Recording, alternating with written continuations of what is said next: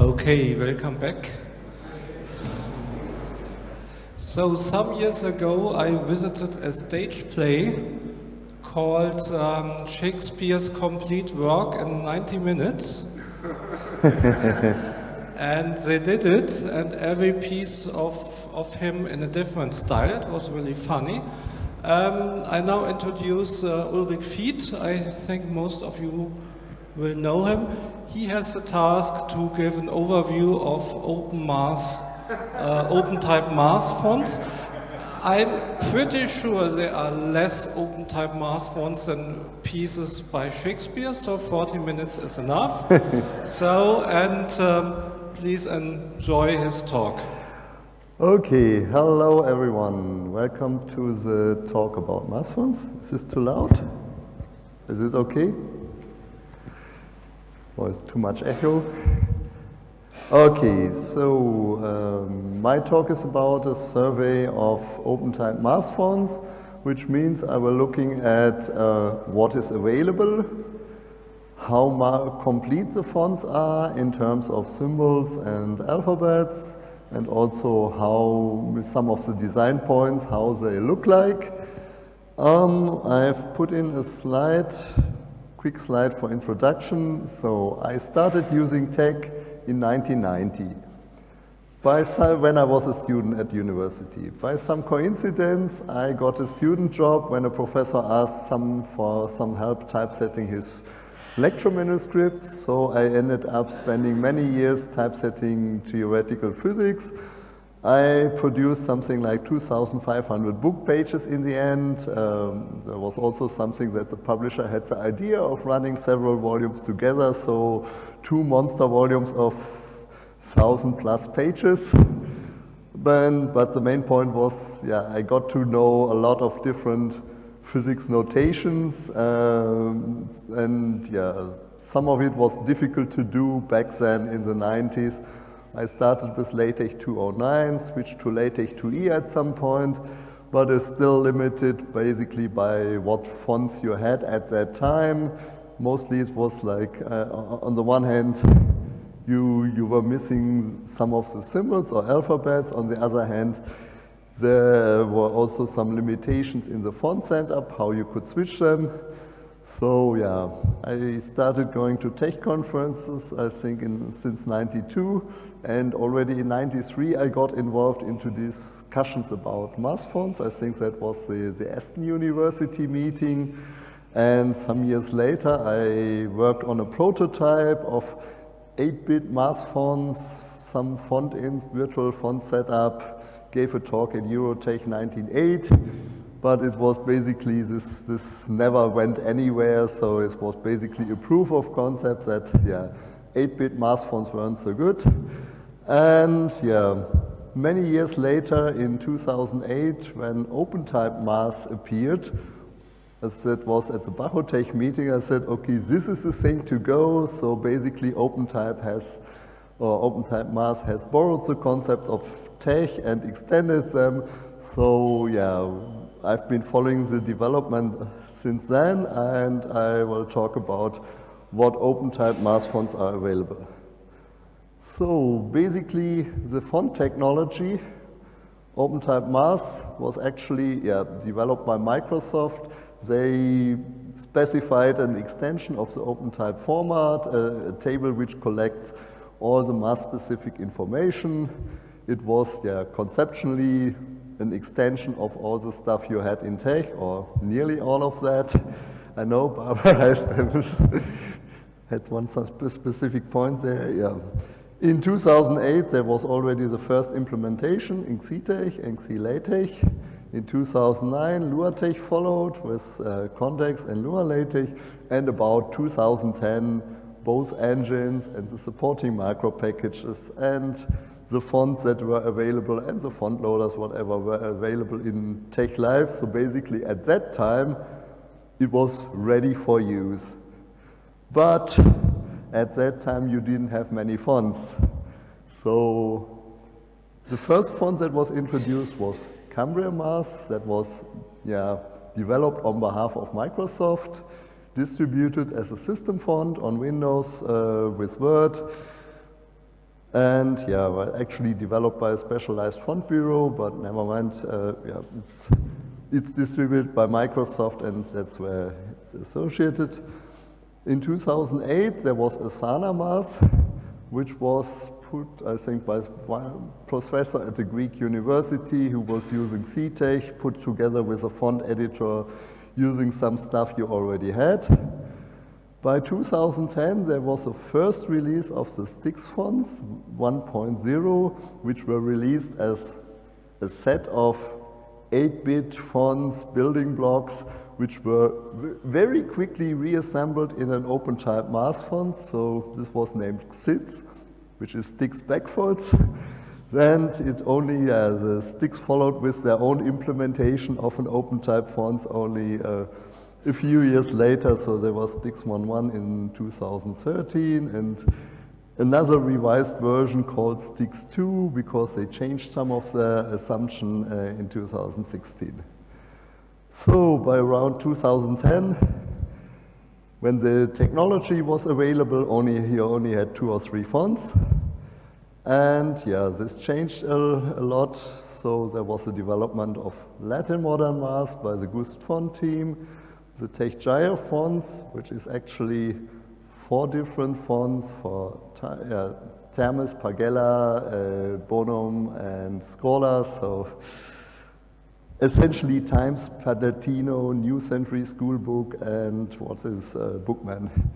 So all the 3 fonts they had, they also added Déjà Vu later, and also in that time period was the development of Lucida OpenType as a project, coordinated by TUG, with support from Bigelow and Holmes, from the original designer, with a group of volunteers working on the font assembly and testing. So by around 2015 or so, you already had something like 10 OpenType math fonts available, and if you 10 fonts and 12 if you count the variants, if the XITS and Stix 1 and Stix 2 as separate or not. But that's not the end of the development, of course. In the meantime, we have a lot more. So there was Libertinus Math, also by Khaled Hosni, which was developed or derived from the Linux Libertine font. So basically a text font and a sans serif font was already available, and it was complemented by some math symbols. There's a Garamond Math. I think that was some Chinese guy who developed it from EB Garamond. There was, Erewhon Math. What is Erewhon? Erewhon is nowhere spelled backwards, and this alludes to utopia. So, this was already a version derived from Adobe Utopia, and then as an Erewhon text font, and then complemented as an Erewhon Math font, together with some packages, things that was from Gutenberg. They had Fourier Gut or whatever the package was called, and there was another package called Math Design, which had some symbols to go with charter. So now we have this assembled as OpenType math fonts. We have Erewhon Math, which is essentially Utopia. We have XCharter Math, which is basically derived from Bitstream Charter. There's a package called KP fonts, where you might think about Kepler, but actually it comes from a developer who calls himself, or some organization which was called the Kepler Project, but it's not the Kepler font. This one is a family of fonts. The Roman is derived from URV Palladius, so also derived from a Palatino version, complemented by a sans serif and a monospace font to make it a full family. So that was already available as type 1, and now it's also packaged as OpenType. Then we have a couple of sans serif fonts. There's Neo-Hellenic Math from a project of the Greek Font Society. There is Fira Math or Fira Math, I don't know how it's usually pronounced, from Fira Songs. There are two more sans serif fonts. There's a version of Lato Math, which is by some student at Oxford, put on GitHub. It is available, you can download and use it, but it doesn't even have a README or a license, so it's not in a state that you can distribute or put on C10 or whatever. And yeah, it's a nice idea, but not really finished and production ready. And there's another project going under development to do a Noto songs math. Well, actually, the Noto fonts is a project by Google to fill basically all the Unicode slots, and they have a whole bunch of Noto fonts, and there's a Noto songs and a Noto serif. There was already a Noto songs math, which had all the symbols, but it was lacking the functionality of OpenType parameters. So there is a relatively recent project, I think the last release was in March, that is also on GitHub on the Noto fonts project, which is to develop an OpenType math font with a full functionality based on Noto. So there's something like several options on sans serif fonts. Then we have the new computer modern math, which is also a project by another professor in Greece at a university, or actually they extended basically Latin modern in many ways. On the one hand, they extended the text font, they have some Greek and Coptic and whatever, and on the other hand, they filled all the symbols and not only the math symbols, but also the technical symbols. So I think this ended up to be the most complete font at the time. Yeah. Then there was some projects by Daniel Philippot from France. He took the concrete math font. Well, actually, I'm partly responsible for that myself. So originally, Don Knuth developed concrete Roman as a text font to go with the Euler Math font. And at some point during my studies, I said, okay, I can apply the same principle of basically a parameter variation on the computer modern sources to generate a full math font. Then I have a heavier version of a font that I can use when I want to print it on a poster or on a slide, where normal computer modern would be too thin and would disappear. So that was the origin of this concrete math font, and some people took it over and extended it, so there's now a version of concrete available. And they revived the Euler Math font. So there was originally a project to revise Euler that was actually a collaboration with Hermann Zapf in around 2010. Then the project was abandoned after Hermann Zapf died. And now they took over, okay, we use what is there, and in terms of adding this missing symbols, so this is also maintained by Daniel Philippot. So, what we have now,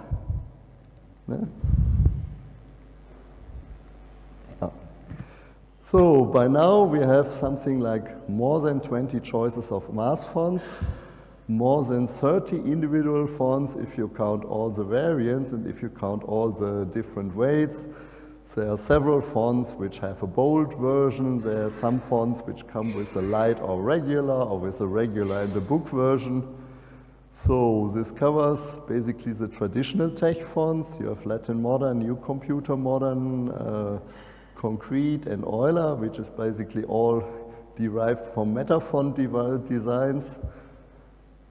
There's coverage of the traditional PostScript fonts. You've got the Gyre fonts. You've got Xyz and Styx, which is basically also based on a version of Times. You've got the KP fonts, which is derived from a Palatino version. The Asana font is also from PX fonts, which is also some kind of Palatino version. And some other free PostScript fonts, Libertinus, Garamond, Utopia, Charter, and Déjà Vu. So, and yeah, We've also several choices of sans serif. We have Neo-Hellenic Math, Fira, Lato, Noto. Well, Lato and Noto are sort of unfinished or unreleased, and also the KP fonts have a sans serif version. We have some fonts that come with multiple weights. I already mentioned that. They have New Computer Modern, which comes with regular and a book version. So the book version is a little bit heavier than the normal version that you know from Computer Modern or Latin Modern, which is basically designed for high quality printing, but not so good at small resolutions. And we have several fonts that come, the KP fonts is a family which also comes with, they even come with 4 versions. They have like light, regular, semi-bold, and bold. Then we have several fonts which have come with a bold version. Xitz had one, Styx doesn't have one. Lucida has a demi-bold version. Erewhon and Charter have a bold version. And KP fonts also have bold versions. So, I've got some slides to quickly go through. So this is basically the same set of formulas with different typefaces. So this is Cambria. Up. This is Styx 2. I skipped over the Styx 1. Oops, that was too quick. Back. Styx 2, that is Lucida. Libertinus. Garamond. Erewhon. Charter. KP Roman, KP Songs, Neo-Hellenic Math. Well, it's this particular style, you like it or not. Gyre Math. This is what the Lato looks like. And this is the Noto version. Well, actually, it's supposed to be Noto songs, but actually the italic, bold and bold italic slots are actually Noto regular. It's some kind of strange setup how they have it. But I think some people already reported this as a bug or inconsistency. So we'll see what comes out of that. This is New Computer Modern. Well, on the first sight, you probably don't see any difference with Latin Modern or Computer Modern. By the way, this is just a sampling of some formulas typically for theoretical physics. So we have some electrical wave equations, the Schrödinger equation, the Dirac equation from relativistic quantum theory, and the Einstein field equation. So we have the typical style of the theoretical physics. We have bold italic for vectors. We have also bold nabla. And I also put the imaginary I in upright. The physicists say, okay, even the exponential E should be upright. So this is concrete. It comes with a bold version, but it's not that bold, actually. And that's Euler, which only has upright at the moment. Or actually, by design, it only has upright versions. So, that was basically the introduction of what fonts are available. So, a sampling of the 20 fonts. Now, in the next few slides, I will look into the topic of how complete are these fonts. So, I've looked at this separately in terms of how complete are the symbols and how complete are the alphabets. So, a full-featured OpenType Unicode math font would have something around 1270 symbols. This includes only counting the base symbols, so this includes the big delimiters, big operators, over, under accents, white accents, all the regular symbols, not counting the alphabets. So that's a lot of stuff, and this doesn't even include in the count the big sizes or the extension pieces, we only count the base slots. So there's basically one group of fonts which aim more or less for completion. They typically have something at least 1150 glyphs.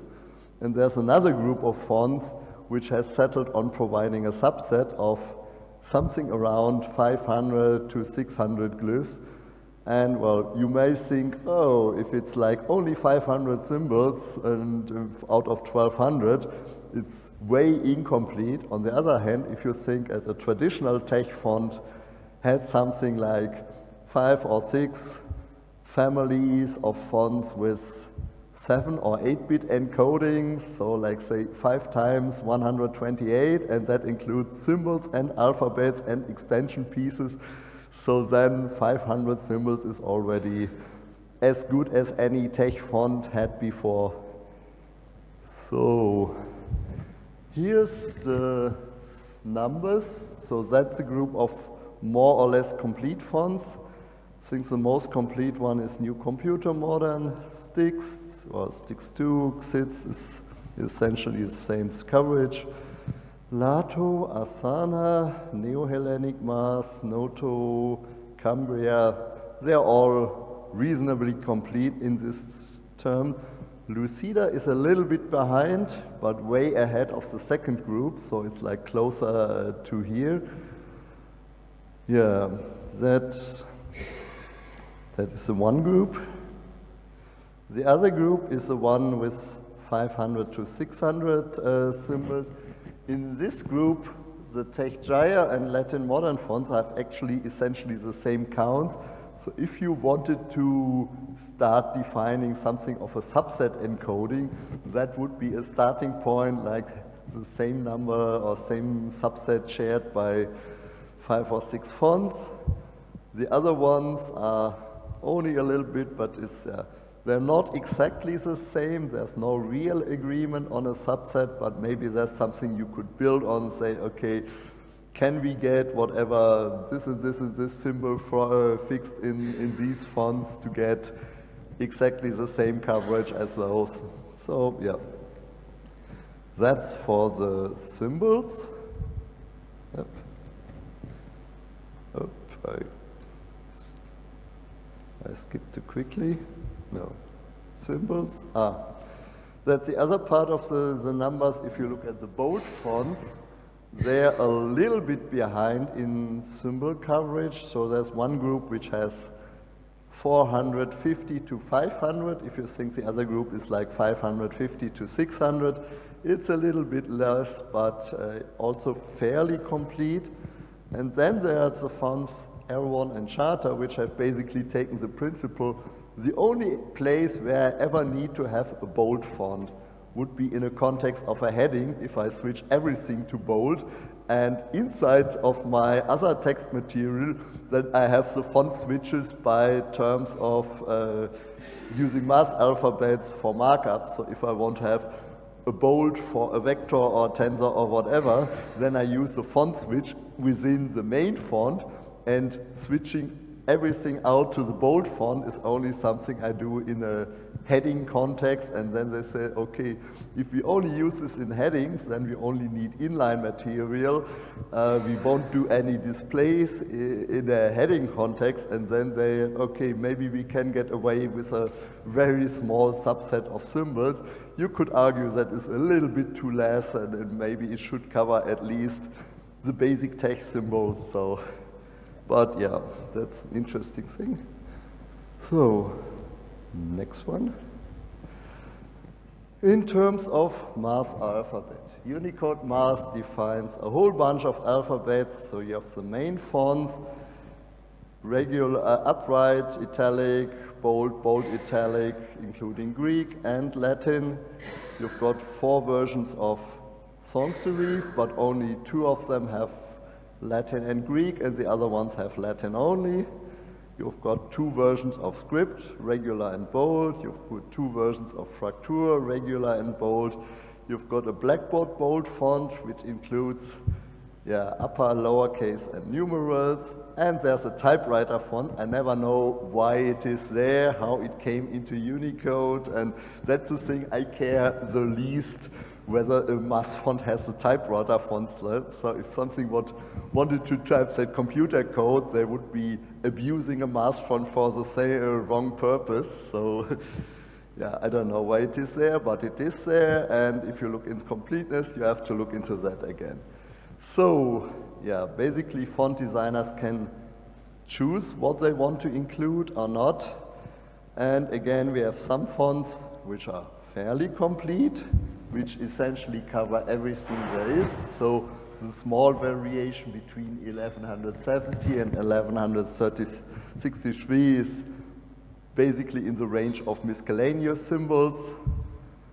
Then others are a little bit less behind, so I think the most common thing that's missing is either a lowercase script alphabet or a lowercase blackboard bold alphabet, and sometimes also missing the bold script or bold fractures. So it's a little bit hard to keep track of which font includes what and does not include.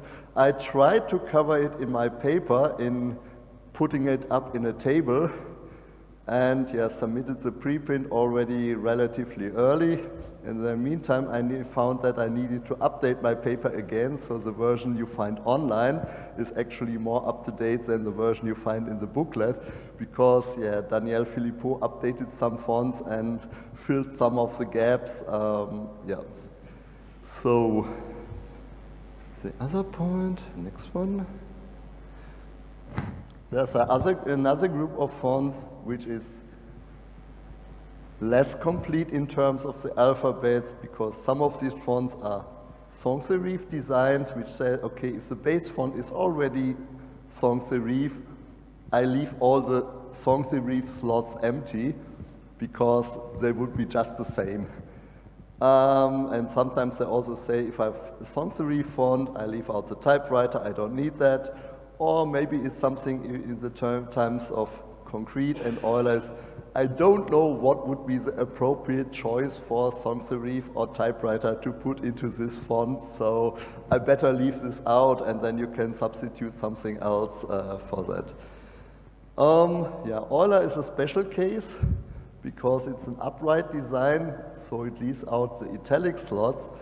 This has the disadvantage that if you use something like the latest Unicode Math package, generically you would have to set up some kind of font substitutions or configure it to do math style upright, and there's some discussion going on now whether Euler should actually just fill the italic slots with the upright glyphs just to make sure you don't get a missing glyph there, and then it would be easier to switch and to use.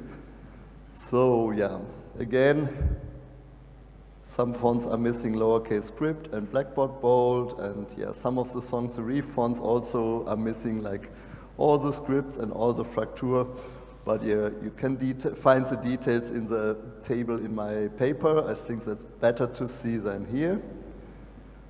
Bold fonts are again special case. In the past there was something like the two bold fonts which said we do a minimal design. They even went to the point, okay, I leave out all the bold, when the regular font switches to bold, ideally the bold should switch to extra bold or ultra bold, but if you normally don't have that, then the option is like either you leave out the bold slots, then you have problems with missing glyphs if you have some kind of forget to switch it.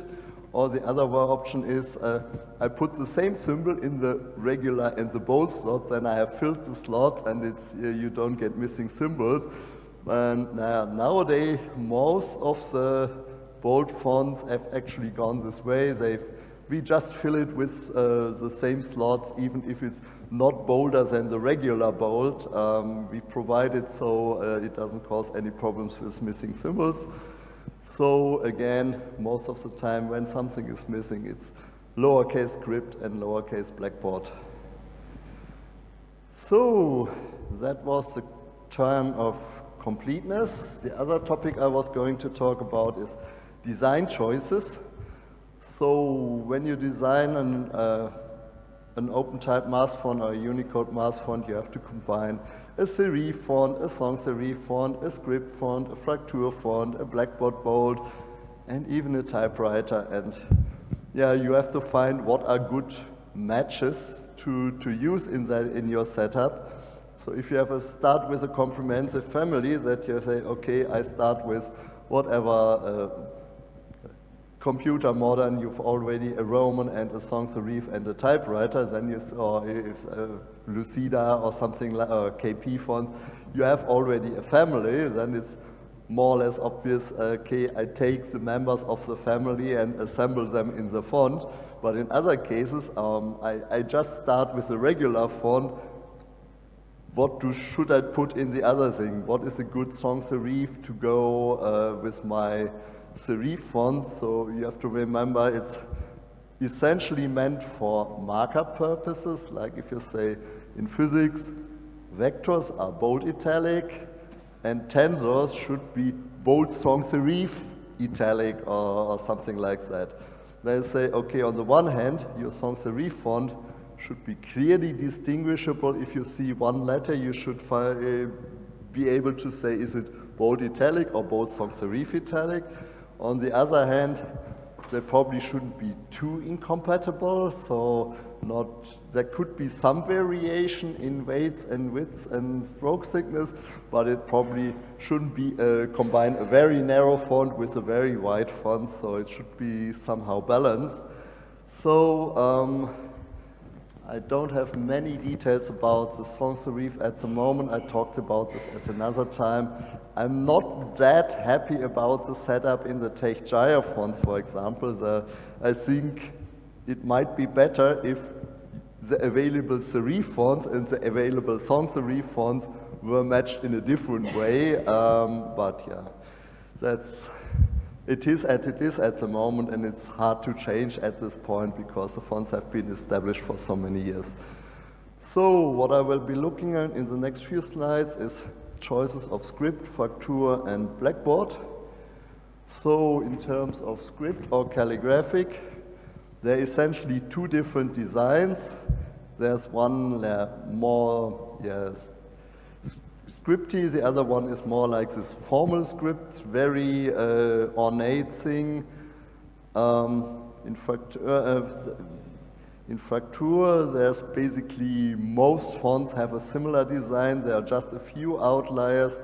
And for blackboard, you have basically serif or sans serif versions of the blackboard letters. So yeah, this is the sort of the calligraphic version of script.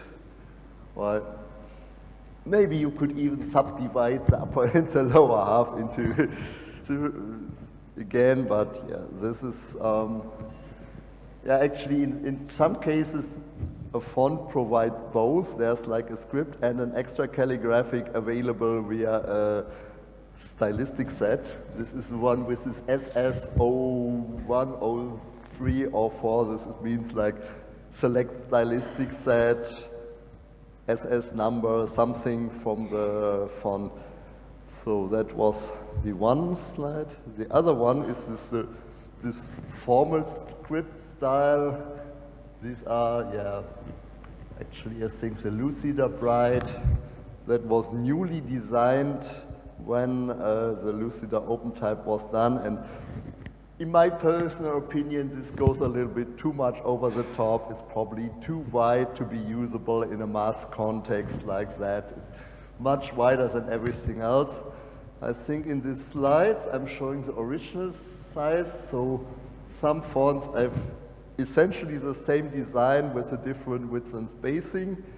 In my paper I actually had to reduce some of the font samples by 95%, 90%, 85%, just to get them not to overflow the column width.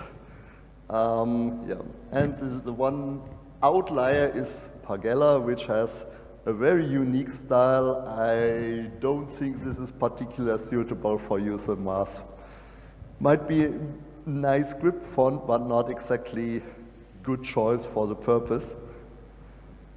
The Fraktur fonts are actually, most of them look pretty much the same. There's no big variation, a little bit difference in width and weight, and I think a whole bunch of fonts all use Euler Fraktur, Latin Modern, Concrete, Erewhon, whatever. There's a lot of stuff that just inherits the same Fraktur font. A few outliers there. So the Neo-Hellenic Math font has a very particular design. I think Lucida was originally called Lucida Black Letter, and KP fonts also has a very unusual design.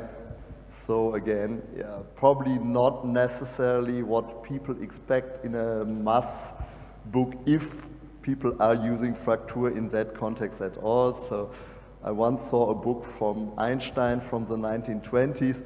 At that time it was common to denote vectors by Fraktur letters, where you now would say it should be in a physics thing bold italic, but yeah, usage has changed. That is the blackboard bold letters. So these all use the sans serif design. Actually, some are incomplete, where I don't show the lowercase or the numbers. Those are the ones that are incomplete. And that's the corresponding thing for which use a serif style.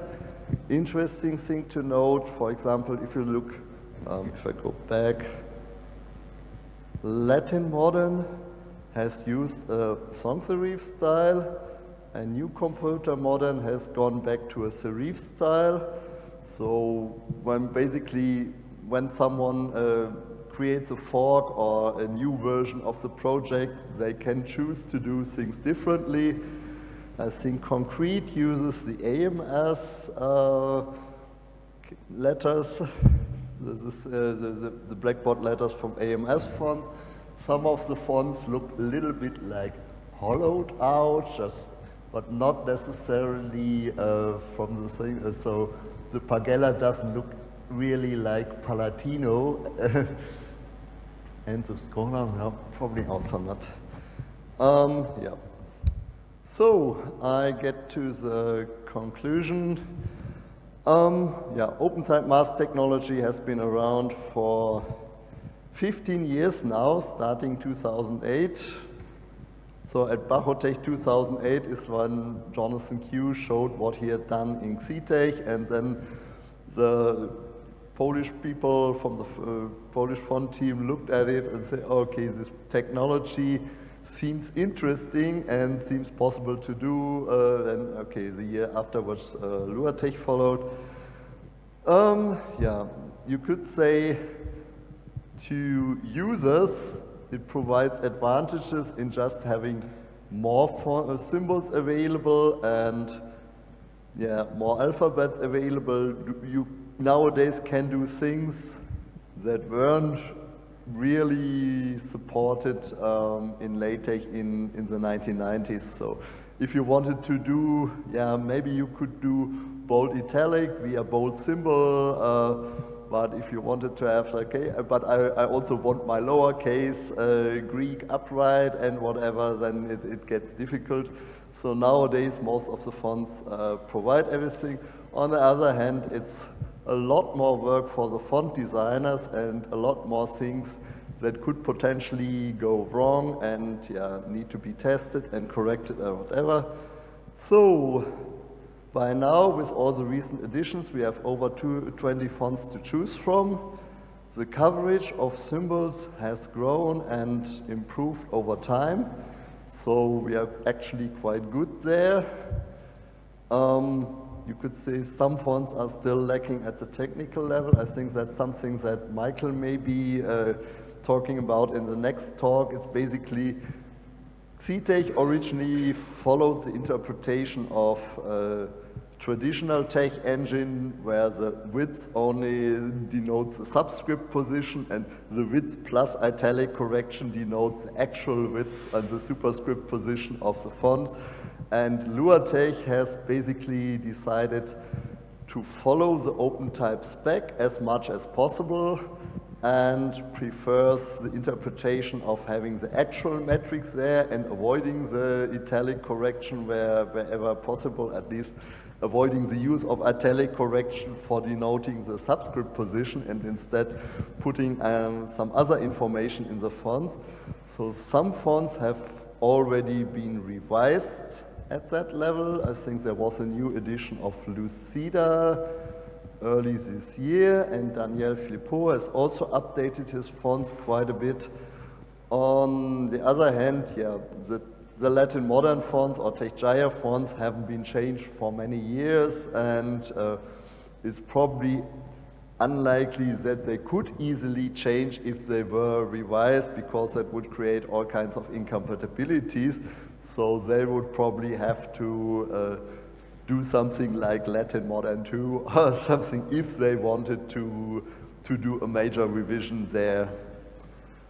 Yeah, most of the fonts that I talked here are freely available. Like the only two non-free fonts I had here were the Lucida fonts, which are sold through the TUG website, and KpMath, which comes as a system font on Windows, but I think nearly all the other fonts are freely available on C10, on TechLive.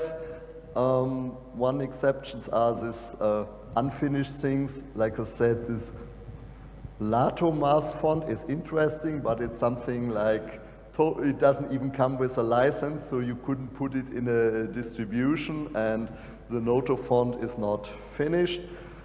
I think all the fonts can be used with a generic LaTeX Unicode Math package, but I think most fonts nowadays also come with a custom support package, which often takes case of all the specialties, like supporting stylistic sets, this and that and that. So, let's say, is OpenType Math ready for use? In principle, yes. Completeness depends on what you are using. So if you're using relatively basic stuff, you don't care if it's 1200 symbols or 500 symbols, it covers, as long as it covers the standard symbols that you used to have. Stability, of course, depends on how you're using it. If you want to reproduce the same thing in 5 years, you probably better archive your tree, your fonts, your packages to maybe even the engine versions to be able to reproduce exactly the same. If you just want to say, I want to reprocess a document and then I'm going to edit it anyway, it's probably ready to use. Or if you just, I publish a paper once and I never will go back to that, then it's okay to use. Support varies a lot. Some fonts are well supported, frequently updated. Some fonts haven't been updated for many years. In some cases, if you have a system font, you never know. Suddenly, a Windows update comes and you get a new version of the font. And sometimes, yeah, it takes a long time or it's difficult to report a bug, but sometimes it gets fixed. So I think I'm quite hopeful that, yeah, OpenType Math produces a technology that's worth using, that's worth trying, and yeah, we've got a lot of progress in the past 15 years, and or even 30 years if I look back to where I started with math typesetting in the 90s. So, yeah, 5 minutes left for questions. Okay, thanks a lot.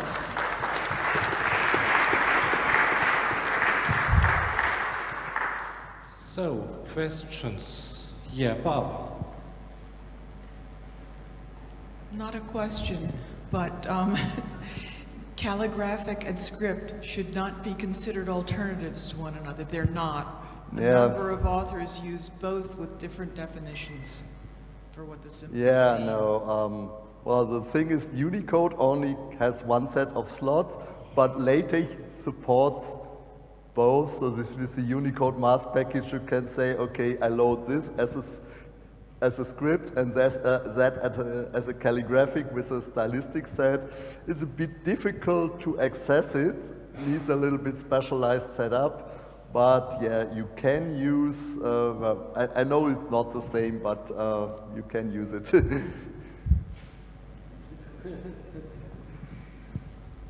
Actually, Unicode has accepted a variation selector, except nobody has made it usable. Okay, I didn't know that.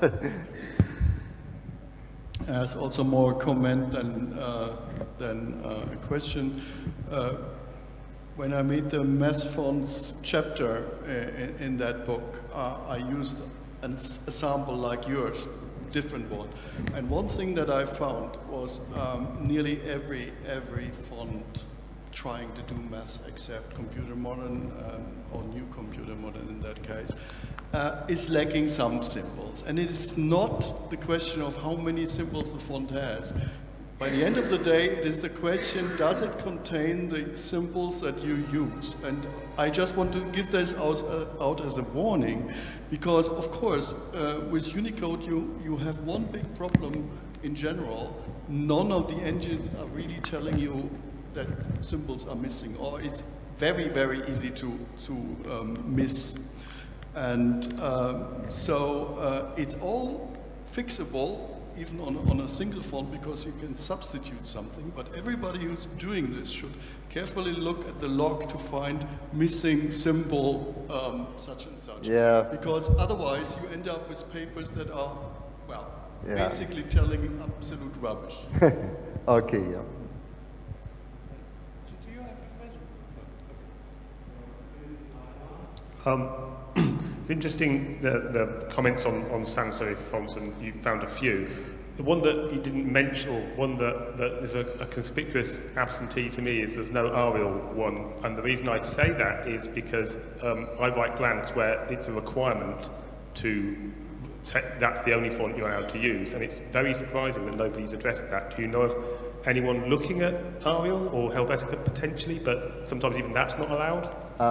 Arial. Yes. Yeah, well, Arial, Helvetica, well, basically I think the GUS team decided they only do math fonts for the serif fonts, so they didn't do it for, what did they call it?